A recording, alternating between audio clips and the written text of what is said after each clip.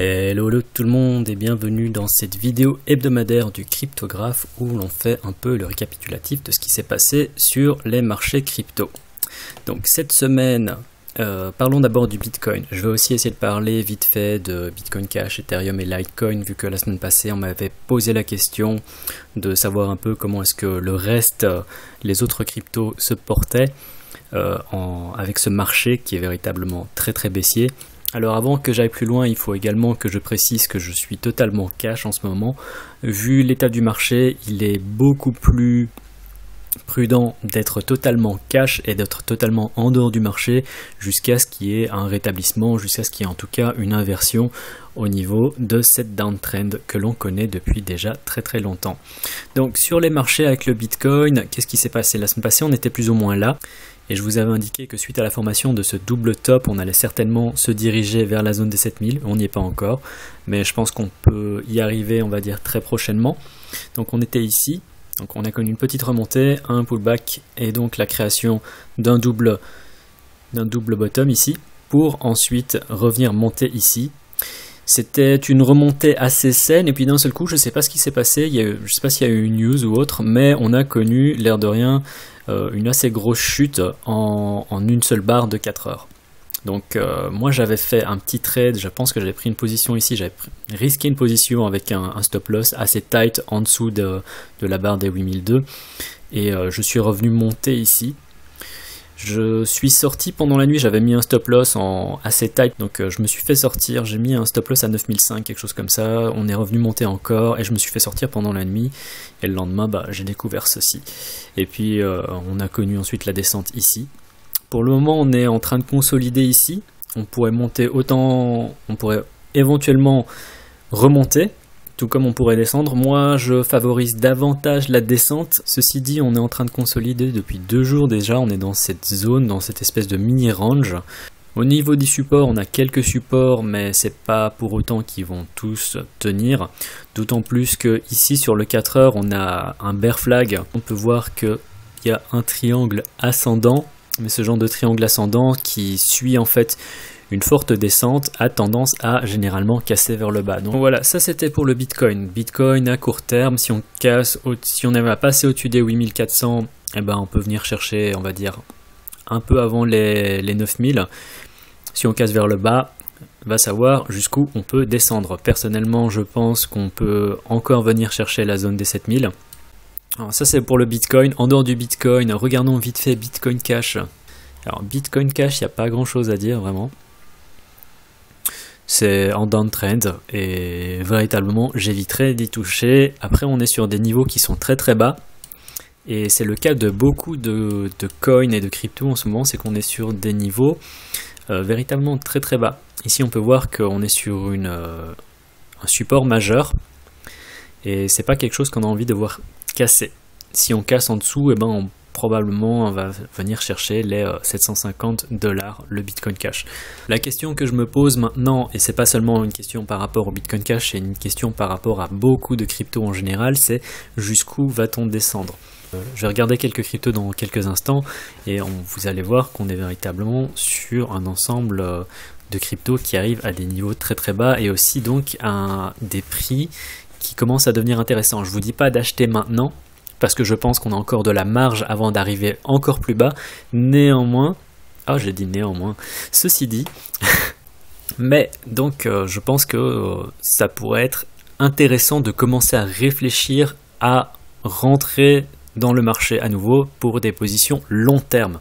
Je ne parle pas à court terme, mais pour davantage du long terme, parce que les prix commencent véritablement à devenir très bas. Je vous dis pas d'acheter maintenant, comme j'ai déjà dit, je vous dis de commencer à réfléchir. Je pense que les prix vont encore baisser, mais ils ne vont pas tant baisser que ça. Les gens qui pensent voir un Bitcoin à $1000, je pense que ça n'arrivera pas. Un Bitcoin à 1000 $, déjà un Bitcoin à moins de $4000, je le vois mal ça arriver. Après, c'est pas impossible. Ceci dit, c'est quelque chose que je vois pas trop arriver. Je pense qu'on a trop de support que éventuellement on peut chercher un Bitcoin à... Allez, j'ai pas envie de faire de fausses prédictions, mais pour moi un Bitcoin, on va dire En dessous de 5000, c'est déjà très très difficilement atteignable. Mais après, ce n'est que mon avis personnel, je peux tout à fait dire n'importe quoi. Pour continuer donc, continuons avec USD. USD aussi est sur des niveaux très très bas, et si on casse, on peut voir aussi, hein, je parlais de support, autant sur le Bitcoin Cash, support majeur, ici on est pile poil dessus. Si on vient casser encore en dessous, eh ben on va se diriger doucement vers la zone des 400, enfin des 500 à 480 $. Donc c'est ça que je dis, c'est ça que je veux vous dire en faisant attention à ce qui se passe sur les marchés en ce moment, c'est qu'on arrive dans des zones de prix qui, l'air de rien, nous emmènent avant décembre, avant bientôt novembre. Donc ces zones de prix dans lesquelles on était avant véritablement la montée folle qu'on a connue après novembre. Litecoin. Alors Litecoin, c'est assez... J'ai des signaux contradictoires en fait sur le Litecoin, clairement en downtrend. Ceci dit, on peut voir que contre le Bitcoin par contre, eh ben, il montre des signes de force. Le problème c'est que même si il arrive, on va dire, à surperformer un peu le Bitcoin, si globalement le Bitcoin chute et perd encore de sa valeur, eh ben, le Litecoin contre l'USD va baisser. C'est pour ça qu'on voit ici l'action du prix, le prix pardon, qui est en train de baisser. C'est ça qui est un peu contradictoire, c'est que contre le BTC, on a vraiment des signaux qui disent qu'il veut continuer à monter. Par contre, contre l'USD, et ceci c'est à cause de la valeur du Bitcoin, son prix ne monte pas véritablement. Donc long terme, de toute façon, Litecoin, c'est aussi une valeur sûre, donc il n'y a pas de souci. Mais on va dire que en ce moment, c'est une prise de position risquée en raison du caractère imprédictible du Bitcoin. Si on regarde l'ETH, donc l'Ethereum contre le Bitcoin, on peut véritablement voir qu'il y a cette downtrend qui est en place. Par contre, pour revenir encore à l'Ethereum, où je dis qu'on est clairement en train de descendre et qu'on est sur une zone de support qui est déjà très très basse, qu'éventuellement on pourrait descendre encore plus bas, il faut regarder aussi l'état du RSI ici. Donc l'état du RSI de l'Ethereum en ce moment est véritablement très très bas. Je pense qu'on est plus que dû pour un rebond. Ceci dit, on ne voit pas de volume arriver. Donc le RSI c'est une chose. Sachez que c'est pas parce qu'on est en zone, on arrive en zone de survente qu'on ne peut pas descendre plus bas. Après, en daily, la dernière fois qu'on a atteint un RSI à en dessous de 30, c'était en septembre dernier. Donc c'était lorsqu'il y a eu toutes ces histoires avec la Chine. C'était la dernière fois qu'on avait atteint ces niveaux. Depuis, l'air de rien, ça fait très très longtemps, ça fait déjà quelques mois qu'on n'avait pas atteint ces niveaux. Et on va dire que généralement, on est dû pour un rebond. Comme on peut le voir ici, avant ça... Ici on peut éventuellement dire qu'on avait presque atteint, on avait aussi connu un rebond, et avant ça on va chercher très très loin quand même, on va chercher à décembre 2016. Donc à ce niveau là je surveillerai quand même l'Ethereum de près, voir si on n'a pas un rebond qui devrait s'effectuer autant parce qu'on est sur une zone de support, autant parce que le RSI est très bas. Après le RSI c'est juste un indicateur, mais on sait jamais. Donc juste à regarder. Toujours faire attention bien sûr à ce que fait le Bitcoin, parce que si l'Ethereum remonte contre le Bitcoin mais que le Bitcoin descend, ça servira pas forcément à grand chose, et c'est la même chose pour le Litecoin. Donc voilà, ça c'était pour parler vite fait des 4 grosses cryptos principales. On peut regarder Neo aussi vite fait. Neo, honnêtement, voilà, ça se passe de commentaires. Ici, je crois que c'était la distribution des tokens ONT, donc tous ceux qui avaient des tokens, enfin tous ceux qui avaient des Neo, en fait, recevaient des ONT, c'était un airdrop, et depuis, on peut voir que ça a descendu de 53%, c'est véritablement une tragédie. Donc, ça c'était pour Neo. On est aussi également sur ces niveaux, donc on peut voir que la dernière fois que Neo avait fortement chuté, il était venu chercher pile poil ici, et qu'on est actuellement sur ce support. Ça c'est un peu la question que j'ai sur beaucoup de cryptos, c'est où est le plus bas de ces cryptos, parce qu'on peut voir par exemple que Neo a perdu ceci en l'espace de 2 semaines 50%. On peut voir, regardons par exemple d'autres cryptos comme, alors contre le BTC, parlons vite fait contre le BTC, on peut voir que Neo contre le BTC c'est la même chose. S'il descend en dessous, c'est véritablement pas terrible parce qu'on n'a pas de zone de support avant les 7000 Satoshi ici. Donc ça c'est quelque chose qu'on n'a pas envie de casser. On peut voir que sur le RSI aussi, on est en daily, hein, l'air de rien, que sur le RSI on est quand même très en survente. Et que ici contre l'USD aussi on est véritablement très en survente. Neo en fait c'est la première fois qu'il atteint un RSI aussi bas. Donc je me demande comment est-ce que ça va se passer dans les prochains jours, voire dans les prochaines semaines, jusqu'où est-ce qu'on pourrait descendre. En plus c'est un sell-off qui se passe avec pas énormément de volume quand on fait attention. Le volume est très bas, c'est juste des gens qui délestent du Neo, il n'y a personne qui semble vouloir en acheter. À côté de ça, je voulais aussi parler vite fait d'autres coins, d'autres tokens. Par exemple, Quantum, bam, on peut voir qu'au terme de RSI aussi, on arrive très bas. OMG c'est un peu différent, mais EOS, bam, on peut voir RSI très bas. Stellar, bam. Alors Dash, là c'est contre l'euro. Cardano, IOTA, mais donc pour continuer, hein, IOTA en pleine descente, iCoin en pleine descente. Et donc tous ces tokens, ces cryptos, tous ces altcoins dont je vous parle, on peut voir qu'ils sont véritablement en grosse descente. Et la question que je me pose, c'est jusqu'où est-ce qu'on peut aller? Parce qu'on arrive doucement véritablement vers des zones des zones basses qui sont vraiment très conséquentes, et Verge ici aussi vous voyez qui est en grosse descente. Et quand je vois tous ces tokens qui sont véritablement en grosse descente, je me demande où ça va s'arrêter. Et la question en fait la réponse à la question elle se trouve un peu dans ce que fait le Bitcoin, parce que tant que le Bitcoin ne retrouve pas la confiance des investisseurs, qu'on ne commence pas à remettre un peu d'argent dans le Bitcoin, eh ben, les gens ne vont pas réinvestir dans les altcoins. Ça c'est de la psychologie de base on va dire, enfin c'est une analyse toute personnelle, je ferai une vidéo dessus, mais je pense que tant que le Bitcoin ne regagnera pas de la valeur, que les gens ne seront pas à nouveau réintéressés par acheter du Bitcoin, parce qu'il y a véritablement un désintérêt qui est notoire. Et enfin, je ne sais pas si on peut parler de désintérêt, mais on va dire que depuis décembre, où on était monté véritablement à des prix très fous, et ben on est venu descendre assez bas. Donc la question c'est encore et toujours jusqu'où on va descendre, et je commence à comprendre. Charles Hoskinson, donc le créateur, un des co-créateurs de l'Ethereum et aussi donc créateur de Cardano, il avait expliqué que selon lui, et il avait dit ça il y a quelques mois, on connaîtrait sur les cryptos un énorme bear market qui ferait que 90% des cryptos allaient, enfin des projets en fait de crypto allaient couler. Donc à ce niveau-là, j'ai l'impression de comprendre en fait ce qu'il est en train de dire actuellement. Ce qu'il expliquait à l'époque, j'arrive à le comprendre seulement depuis pas très longtemps. Donc ce qui est fort probable ce qui va se passer en fait sur beaucoup d'alt.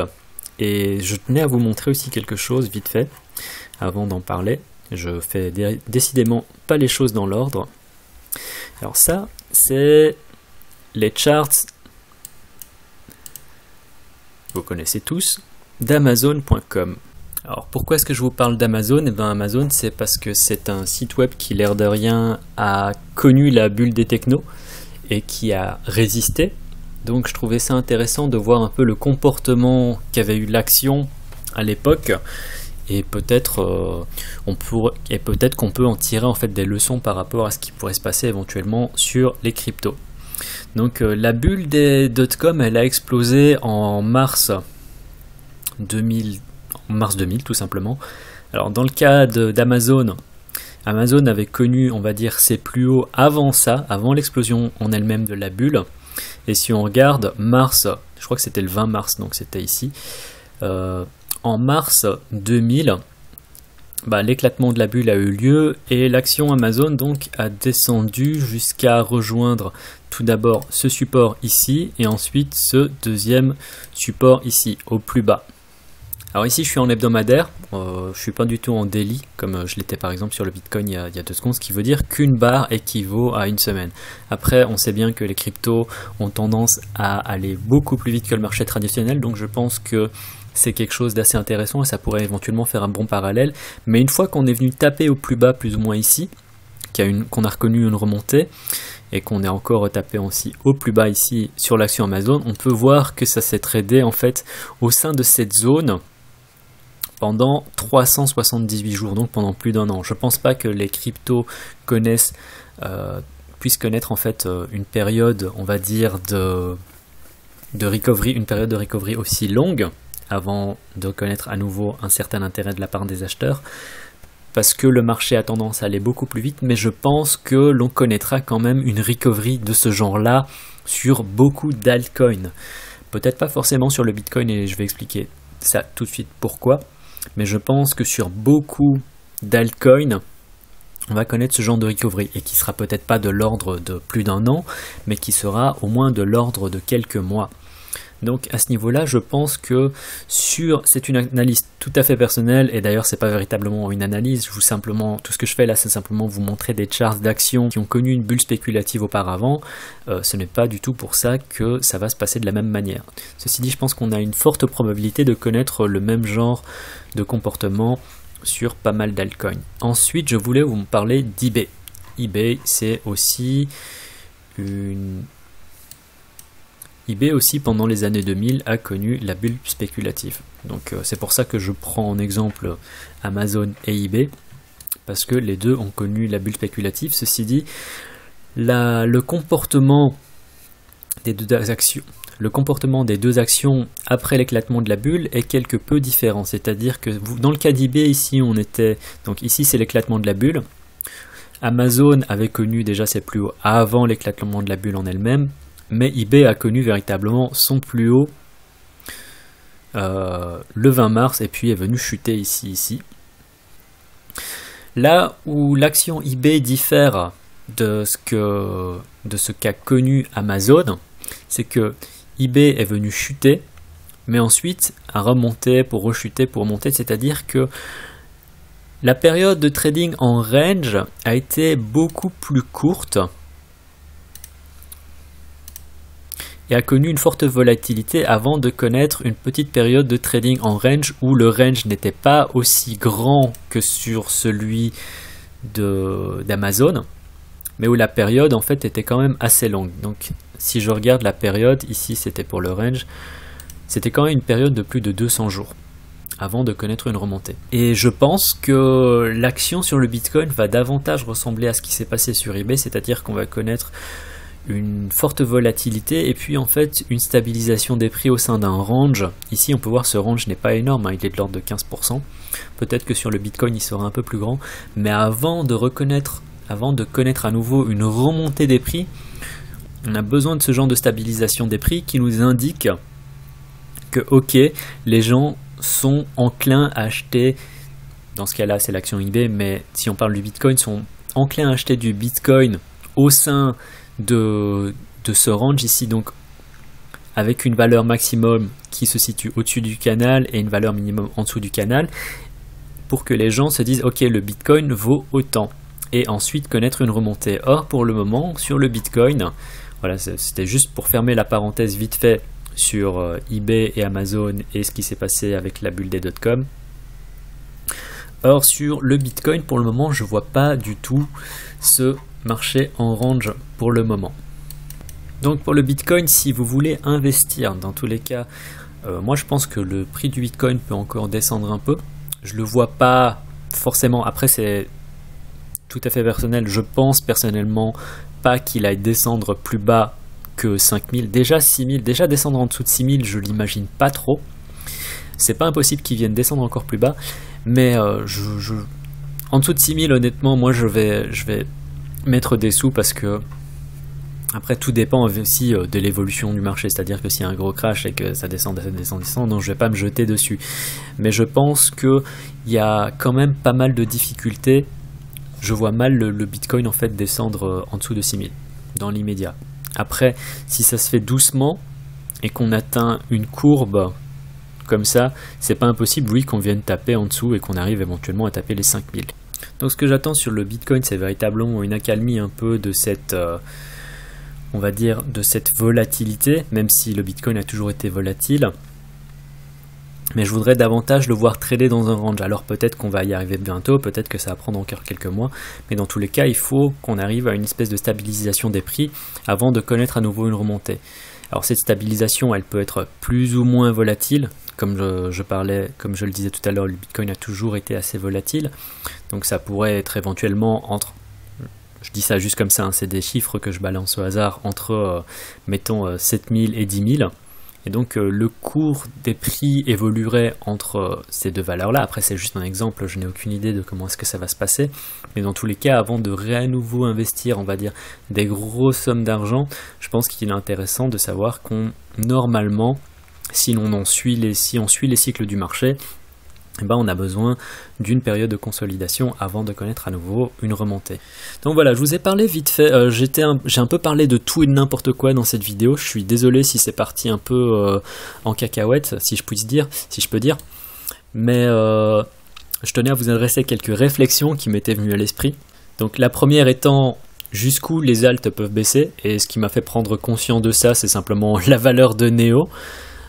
Qui véritablement a fortement chuté ces 2 dernières semaines. Et je m'en étais même pas rendu compte parce que je suis en dehors du marché et que je ne suivais, enfin ça fait déjà depuis quelques temps, ça fait plus de 2 semaines que je crois je fais juste suivre la valeur du Bitcoin. Et la semaine passée, quelqu'un m'a demandé ouais mais qu'est-ce que tu penses du Litecoin, donc je me suis dit j'ai un peu parlé des autres cryptos. Donc j'ai regardé ça de plus près et je me rends compte en fait qu'on arrive vraiment à des prix qui sont très très bas. Et je pense que pour tous ceux qui veulent commencer à investir vers les altcoins, dans des altcoins, ça peut être un endroit intéressant.